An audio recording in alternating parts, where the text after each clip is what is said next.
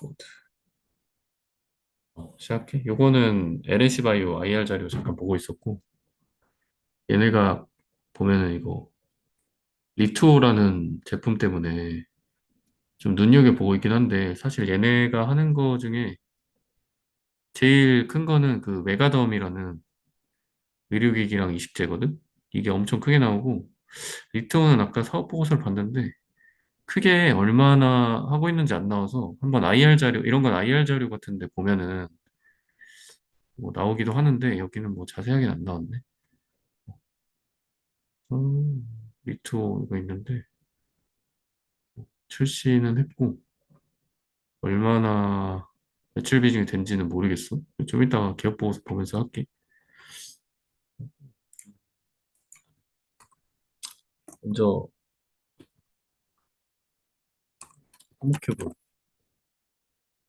단기 보고서가 나와가지고 이거를 간단하게 보겠습니다.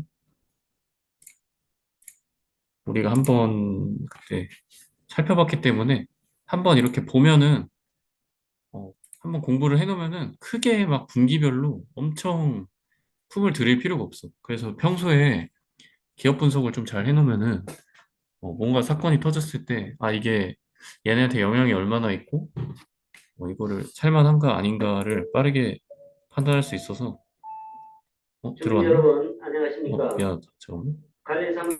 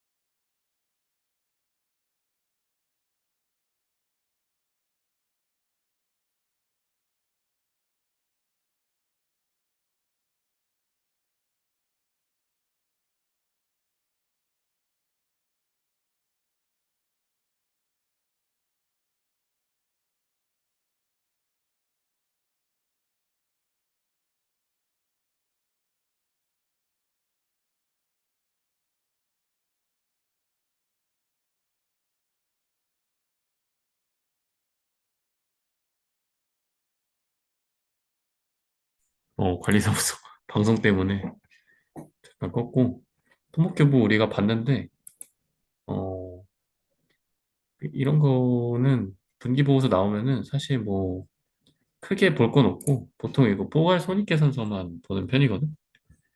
그래서 매출이 뭐 얼마나 잘 나왔는지, 저번 1분기 때 6억이 나왔었는데, 지금 이제 31억이 나와가지고, 37억이 됐어, 누적으로, 단기에. 근데 이제 뭐 이것보다 중요한 게, 매출 총 이익률이 뭐 엄청나게 높더라고. 이게 여기서 말도 안 되거든? 31억을 팔았는데, 21억의 매출 총이익이 남았으니까, 20일 나누기 30일 하면은 67%야, 67%. 말도 안 되게 나왔고. 그래서 시장에서 뭐, 긍정적으로 좀 보고,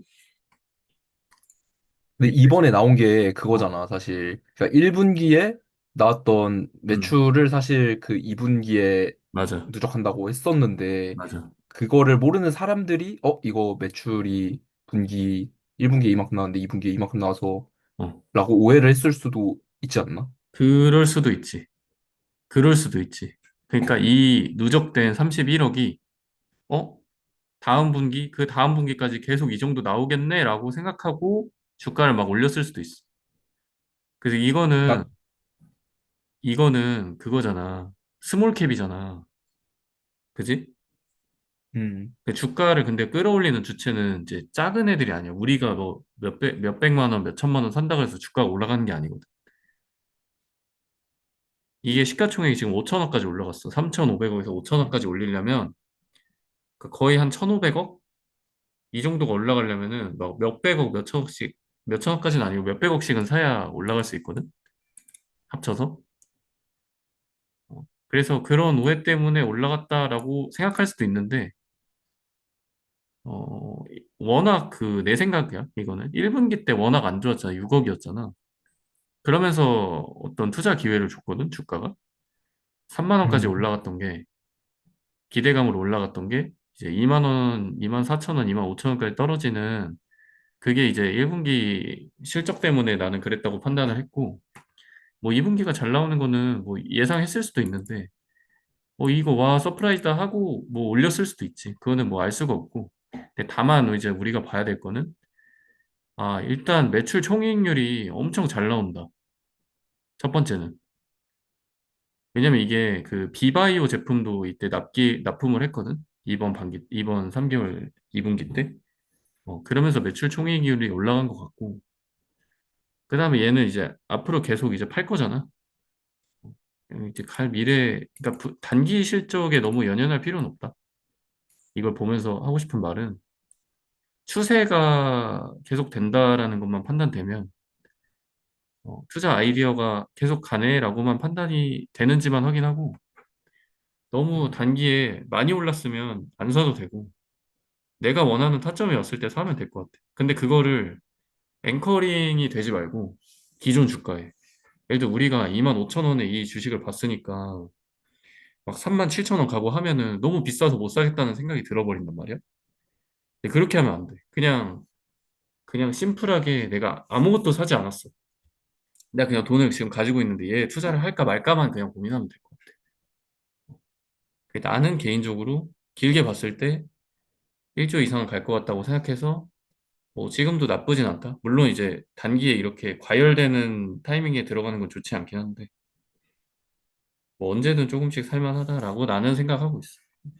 근데 이제 개개인의 지수가 생각하는 게 어떠냐? 그것도 맞아. 단기적으로는 알 수가 없기 때문에 자기가 마음이 편한 방식으로 하면 될 것 같아. 뭐 괜찮나요? 네. 네, 그냥 자기가 편한 정답은 없습니다. 결과론적으로 주가가 단기간에 지금 소개한 다음에 계속 올라서 많이 올랐잖아. 거의 내가 처음 언급하고 나서 50%가 올랐거든, 주가가. 근데 어. 그거는 그냥 운이야, 운. 뽀록이야. 그냥 개뽀록이야. 그게 한 1년이 지나서 50%가 올랐을 수도 있고, 단기에 오른 건 물론 호재가 많긴 하지만, 타이밍이 좋았던 거고, 운이고, 다만 이제 이 기업이 어디까지 갈 것인가, 그리고 내가 어떤 타이밍에 투자를 할 것인가는, 그리고 솔직히 이 기업에 투자를 안 해도 돼. 내가 별로 잘 모르겠는데? HT 기술? 모르겠고, 이거 언제 기술이 해자가 사라질지도 모르겠어. 별로 확신이 없어. 그러면은 굳이 여기에 투자 안 해도 돼. 더 좋은 기업을 찾으면 되니까 정답이란 건 없습니다. 돈을 버는 방식에 정답은 없으니까. 하여튼 분기 보고서를 보면은 기존에 스터디를 해놨기 때문에 추세만 보면 될 것 같아. 어. 나는 이게 이제 1, 2분기 합산이잖아. 1분기 때 아까 지수가 말한 것처럼 아까 IR 자료 저번에 봤을 때 1분기 매출이 2분기로 이연돼서 나올 것이다라는 내용이 있었기 때문에 그때 우리가 봤듯이 한 25억 정도 이상 나오면은 뭐 나쁘지 않을 것 같다 했는데 31억 나오면서 누적 38억 되면서 그 흐름은 추세는 나쁘지 않다. 근데 이게 다음 분기 보고서가 나왔는데 매출액이 엄청 꺾여. 그러면 또 주가가 폭락할 수 있는 거예요. 어, 좀 장기적으로 봤을 때 괜찮아 보인다. 여기까지 보겠습니다. 이건 이미 스터디를 해봤기 때문에 크게 뭐 볼 건 없고. 그다음에 얼라리 홈택코리아를 볼까요? 홈택코리아 보이나요? 홈택코리아. 넵.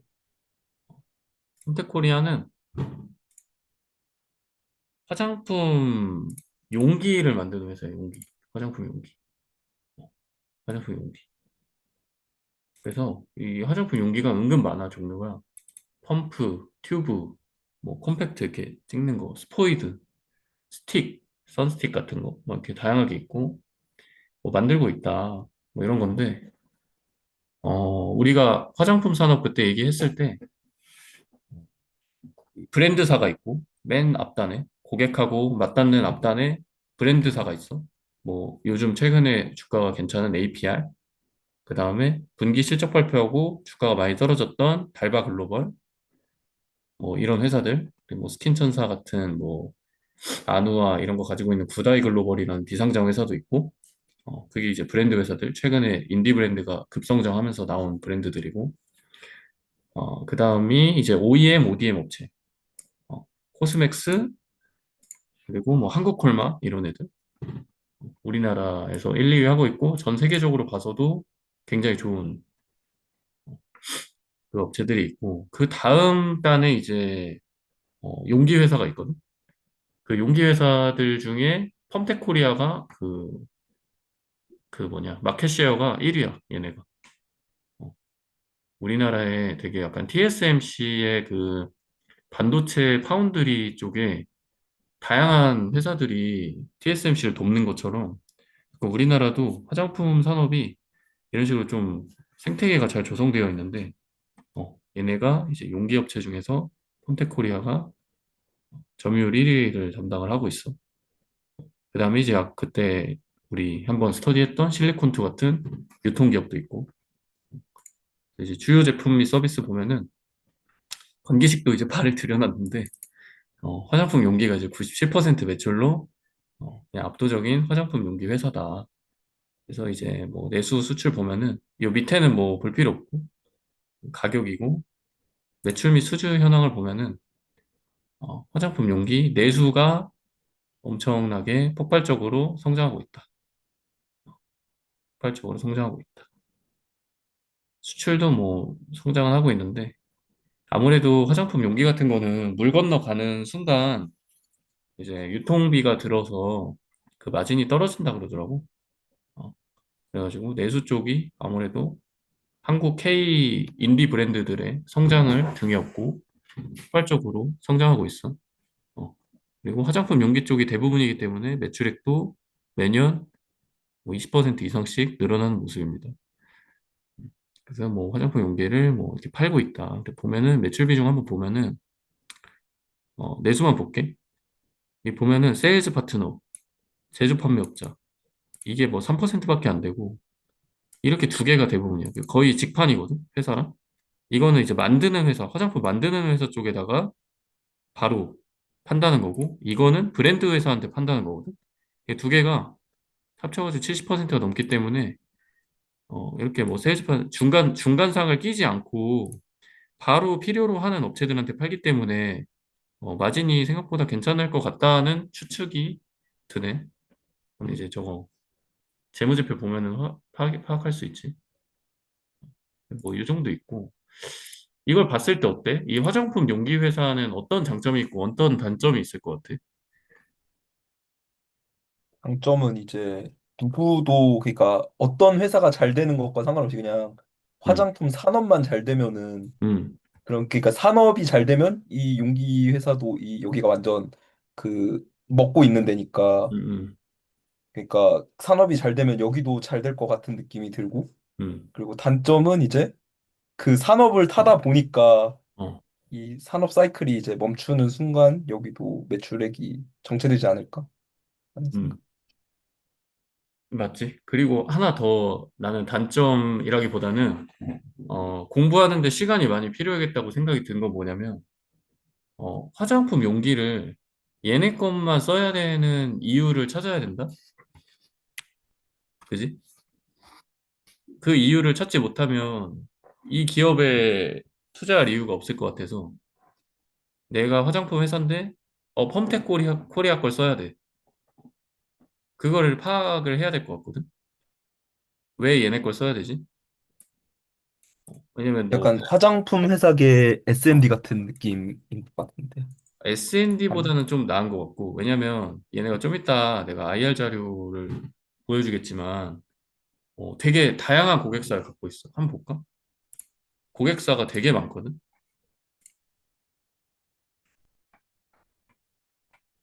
잠깐만.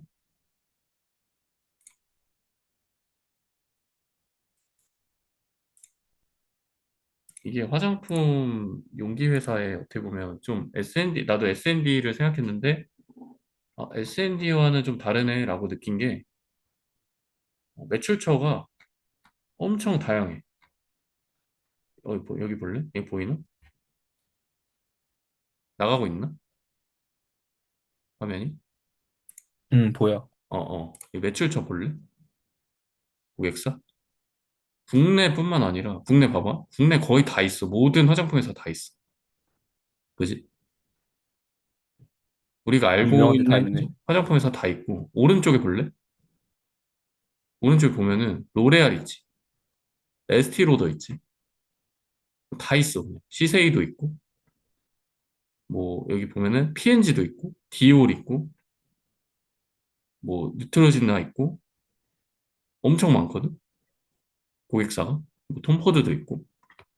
그래서, S&D랑은 또 다르다. S&D는 왜 투자를 못 하냐면, 그러니까 물론 투자를 해도 되는데, 리스크가 뭐냐면, 그, 코스트 컷이 발생할 수 있다. 언제든. 삼양식품으로부터 마진이 많이 나니까 단가 좀 조정해 주세요 하는 요구가 언제든 들어올 수 있단 말이야. 어. 근데 이 화장품 용기는 이 분석을 해봐야겠지만 고객사도 되게 많고, 어, 이 화장품 원가에서 차지하는 비중이 그렇게 크지 않을 것 같거든. 물론 잘 몰라. 그건 확인해봐야 돼. 그래서 조금 다르다. 근데 이제 내가 리스크라고 생각한 점은 뭐냐면, 리스크라기보다는 공부를 많이 해야겠다라는 생각이 드는 점은, 다른 경쟁사들 있지, 경쟁사들. 이 산업 내의 경쟁사들. 걔네에 비해서 얘네가 월등한 이유를 공부를 해봐야 되지 않나?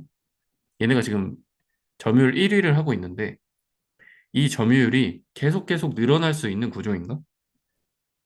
그냥 화장품에 아까 지수가 말한 화장품에 매년 그 증가하는 수요, 그 산업 자체의 성장에만 기대서 이 기업에 투자하기에는 조금 부족하다. 내가 생각했을 때는 투자의 이유로 삼기에는 뭐 물론 이제 바스켓으로는 담을 수 있겠지. 뭐 화장품 용기 회사 폼테코리아 담고 뭐 코스맥스나 한국콜마 같은 ODM 회사 담고 브랜드 회사 담고 실리콘투 담고 해가지고 아예 화장품 이 산업 자체가 크는 거에 투자를 하려면 이렇게 바스켓으로 모든 밸류 체인을 다 담는 거야. 20%, 20%, 20%, 20%, 20% 해서.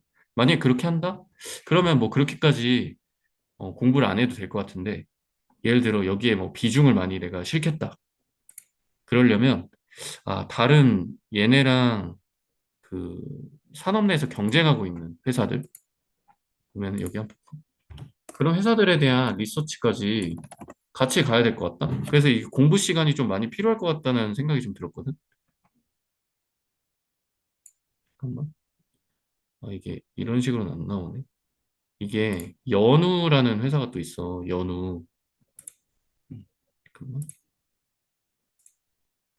연우라는 회사가 지금 나오고 있나? 하면 지금 펌텍 코리아 나오고 있어. 이거 네이버 페이 증권 나오고 어, 있지. 나오고 있어. 그 연우가 그게 아니네. 비상장 회사인가 보네. 하여튼 뭐 경쟁 기업에 비해서 얘네가 가진 우위가 뭐냐. 그거를 좀 공부를 할 필요가 있을 것 같다.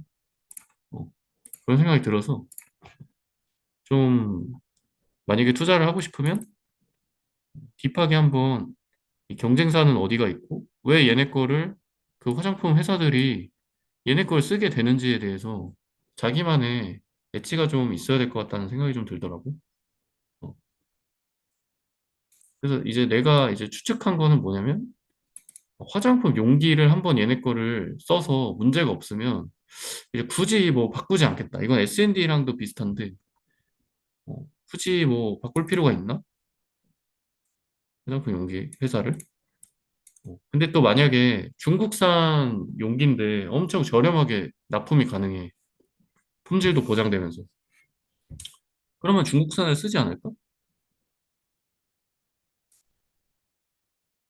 화장품 소비자가 화장품 용기가 어떤 국가에서 나오는지까지 생각하면서 화장품을 사진 않을 거잖아.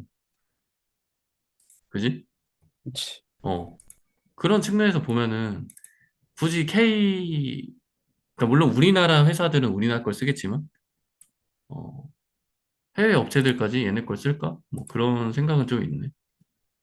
그리고 우리나라 화장품 회사, 인디 회사들도 얘도 중국산 용기가 훨씬 더 저렴하다, 얘네보다. 그러면은 원가율 개선을 위해서 중국산 제품을 쓸 수도 있지 않나?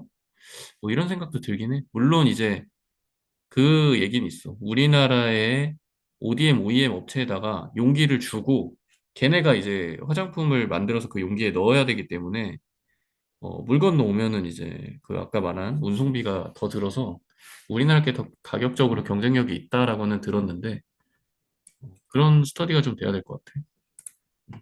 그래서 이제 재무 상태표 볼게. 이거는 24년 보고서라서 일단 이걸로 한번 살펴볼게.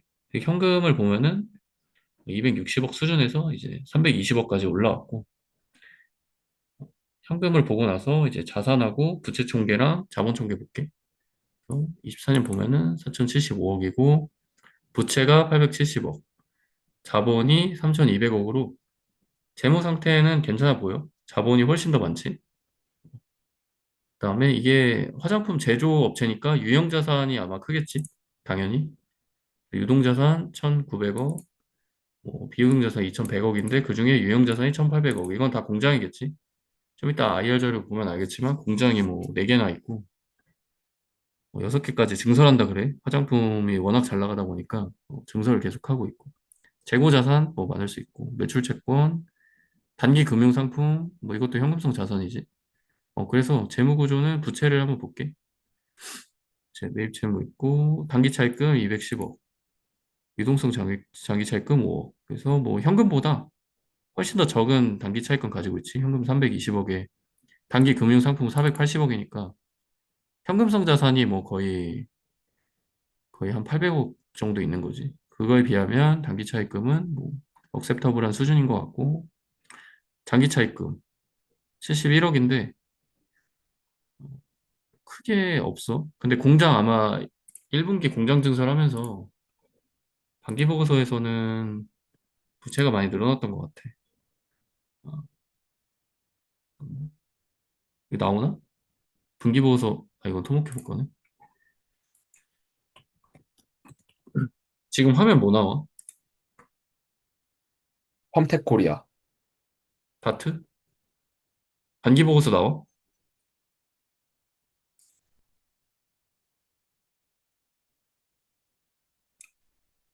안 나오나? 아, 2025 오케이, 오케이. 8월 14일 반기 보고서 지금 나온다. 8월 14, 6월 30일? 아, 2월 30일. 오케이, 오케이. 어, 이거 한번 볼게.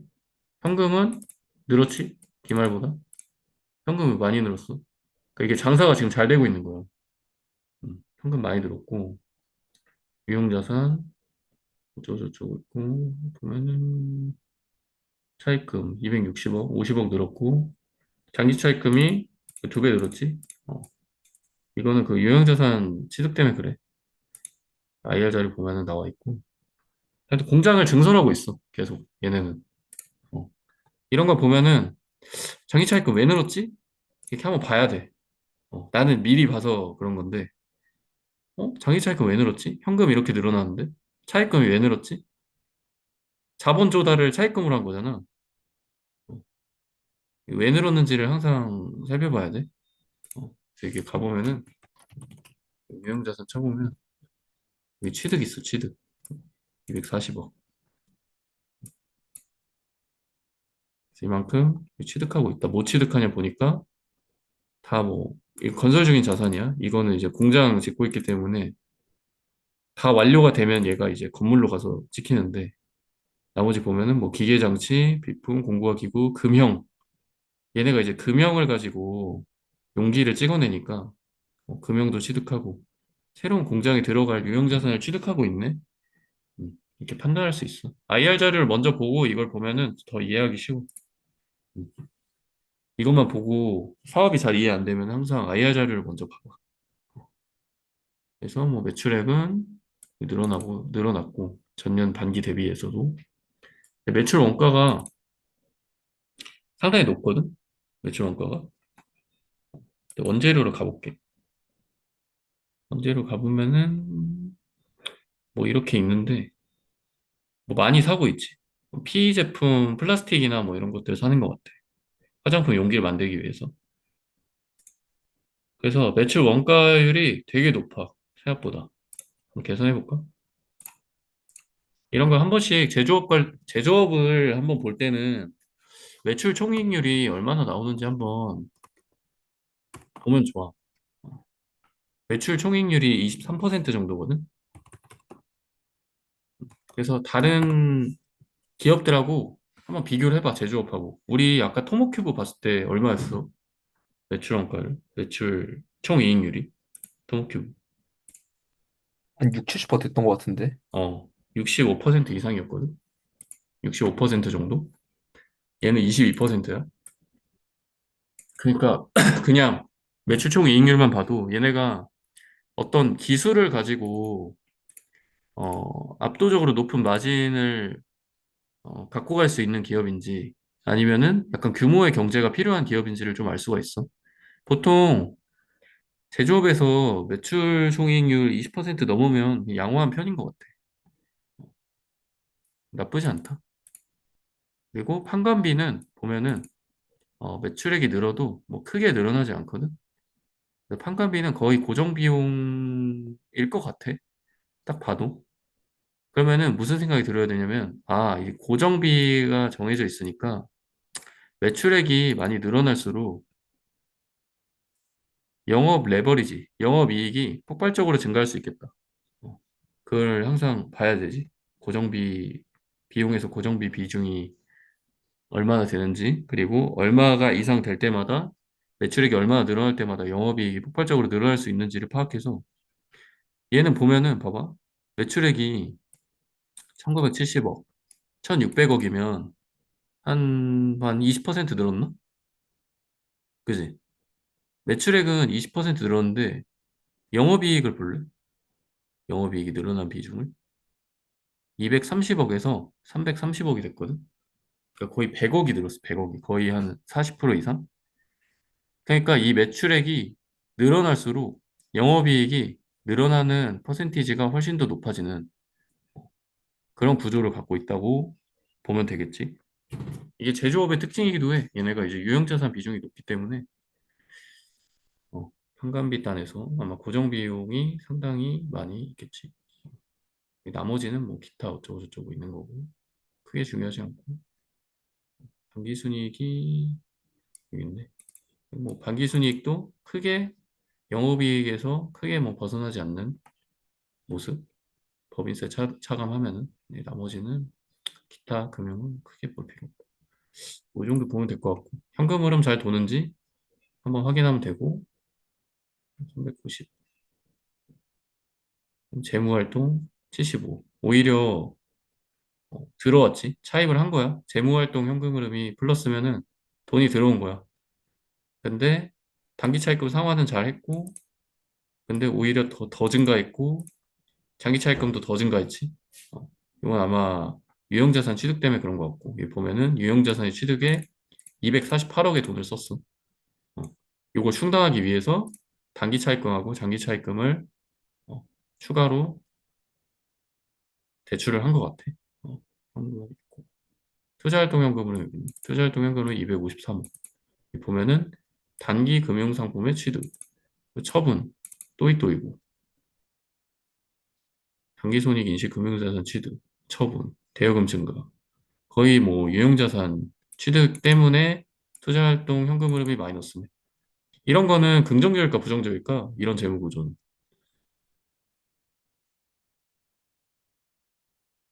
현금 흐름이 영업활동 플러스, 투자 마이너스, 재무 플러스야. 긍정적이지 않나? 왜? 음,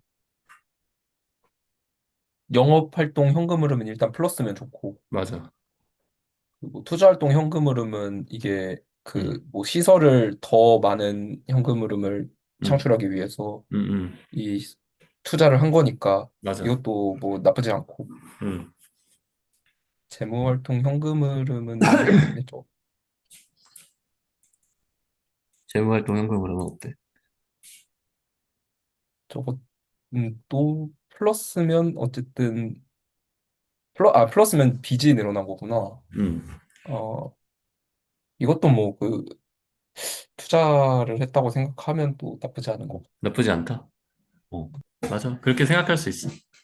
그렇게 생각한 게 나도 맞다고 생각해. 그리고, 얘가, 근데 그건 있어. 이렇게 빚을 끌어다가 공장을 막 짓고 있잖아. 근데 앞으로의 업황이 좋을 거라고 생각하니까 이런 투자를 하는 거잖아, 지금. 그지? 26, 그치? 27, 28 계속 수요가 늘어날 거야라고 생각하니까 빚을 끌어다가 공장을 더 증설하는 거잖아. 그지? 근데 업황이 그치? 앞으로 어떻게 될지에 대해서 아무도 알 수가 없단 말이야. 그렇잖아? 그래서 이럴 때 리스크 팩터는 뭐냐면 증설을 막 했는데 갑자기 업황이 꺾여. 그럼 어떻게 되냐면 매출액이 줄어들면 얘 같은 경우는 감가상각비가 엄청 크겠지? 유형 자산이 많으니까, 공장이 많으니까. 그러면서 영업이익이 미친 듯이 적자로 전환될 가능성도 있다. 그게 어디서 벌어졌었냐면 2차 전지에서 벌어졌었던 일이. 2020년대 초반에. 업황이 앞으로 엄청 좋을 것 같으니까 엄청나게 증설을 해댔었거든? 근데 순식간에 중국에서 LFP 배터리 같은 게 유행을 타면서 값싼 배터리가 오히려 더 잘 나가면서 업황이 엄청 꺾였고 전기차 캐즘 오면서 완전히 이제 나락으로 가면서 지금도 빌빌대고 있지. 그래서 이게 산업이 성장할 때는 이런 의사결정을 하는 게 맞는데 앞으로 업황이 어떻게 될지에 대한 확신이 있어야 돼. 그래서 이런 기업에 투자할 때는 지금 증설도 하고 좋은데 문제는 뭐냐면 앞으로 화장품 산업이 계속 좋을까? 계속 성장할까에 대한 확신이 있어야 돼. 음, 그치? 여기까지 살펴보면 될 것 같아. 어떨 것 같아? 계속해서 좋을 것 같아? 화장품 산업이? 한국 화장품 산업이? 성장할 거다. 성장은 하겠지. 근데 얼마나 성장할까? 그러니까 그 강도에 대한 뭔가 자기의 확신이 좀 있어야 될 것 같아. 어. 뭐 성장은 하겠지. 계속 이제 점유율을 늘려가고. 어. 근데 이제 여기서 근본적으로 던져야 될 물음은 한국 화장품이 전 세계적으로 약간 이제 화장품의 표준처럼 화장품은 한국 화장품이 좋다. 이런 인식이 생길 수 있을까? 그거에 대한 고민을 한번 해보면 좋을 것 같아. 이건 뭐 정답이 없으니까. 근데 나도 긍정적으로 보는 이유는 우리나라 사람들 보면은 우리나라 여자애들 보면 해외 화장품 쓰는 경우가 거의 없거든. 특히 기초 쪽에서. 다 우리나라 화장품을 쓰고 있거든. 그 보면은 충분히 이제 경쟁력이 있는 거 아닌가? 뭐 이런 생각이 좀 있긴 있어. 특히 이런 화장품 용기 회사는 또 어떤 회사가 크던지 간에 수혜를 받을 수 있기 때문에 나쁘지 않다. 화장품 산업의 성장에 베팅한다면 어, 나쁘지 않다. 좋은 것 같다. 그리고 실제 주가도 아 그래? 메이드 인 코리아가 중요 요소야? 뭐 그 뭐냐 화장품은 그렇겠지. 근데 화장품 용기까지 뭐 그러진 않을 것 같긴 한데. 음, 그치. 화장품을 한국에서 만들었냐? 그러니까 그거는 이제 코스맥스, 한국컬마 같은 애들이 만들면은 뭐 코스메카 코리아, 메이드 인 코리아니까.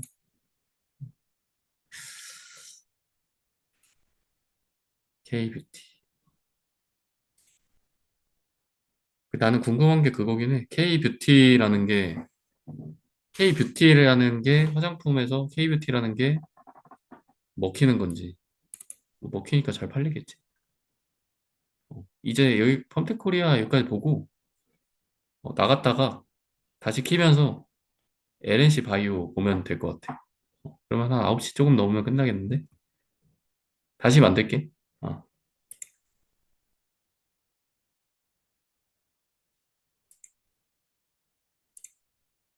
나갔다가 내가 다시 그걸 할게. 링크 올릴게.